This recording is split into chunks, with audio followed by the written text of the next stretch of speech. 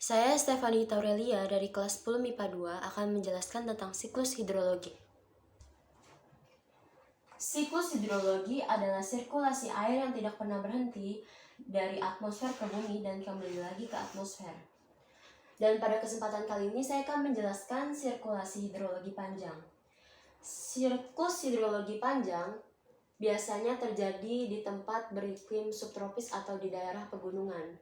Dalam siklus ini, hujan tidak langsung berbentuk air, namun berbentuk salju atau gletser terlebih dahulu. Sekarang saya akan menjelaskan proses siklus hidrologi. Pada tahap pertama siklus hidrologi adalah evaporasi. Evaporasi ini adalah istilah lain dari penguapan.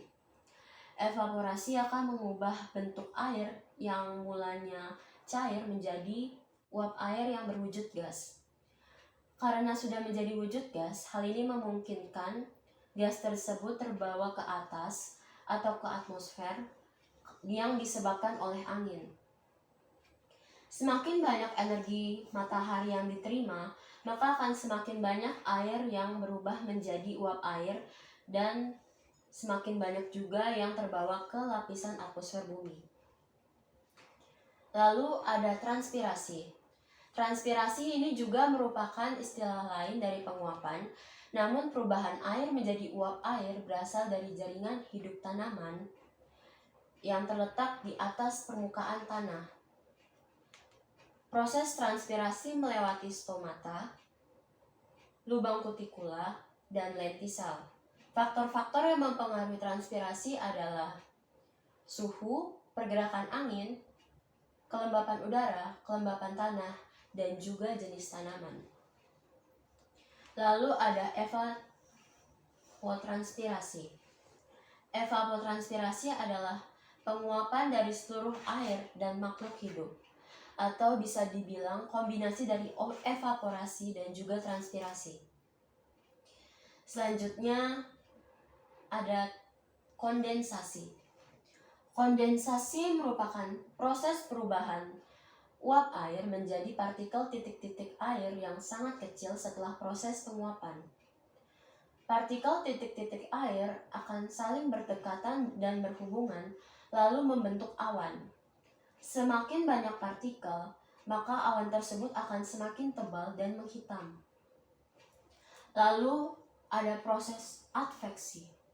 Adveksi merupakan perpindahan awan yang sudah terbentuk dari satu titik ke titik yang lain dalam posisi horizontal. Selanjutnya ada presipitasi. Presipitasi adalah proses mencairnya awan menjadi butiran udara akibat suhu udara yang tinggi. Dalam siklus hidrologi ini, presipitasi menghasilkan hujan es atau salju. Bongkahan-bongkahan es yang meluncur ke tempat yang lebih rendah yang diakibatkan oleh gaya gravitasi disebut dengan gletser. Lalu ada runoff. Runoff ini merupakan pergerakan air dari tempat yang tinggi ke tempat yang lebih rendah pada permukaan bumi. Biasanya proses ini terjadi di saluran-saluran.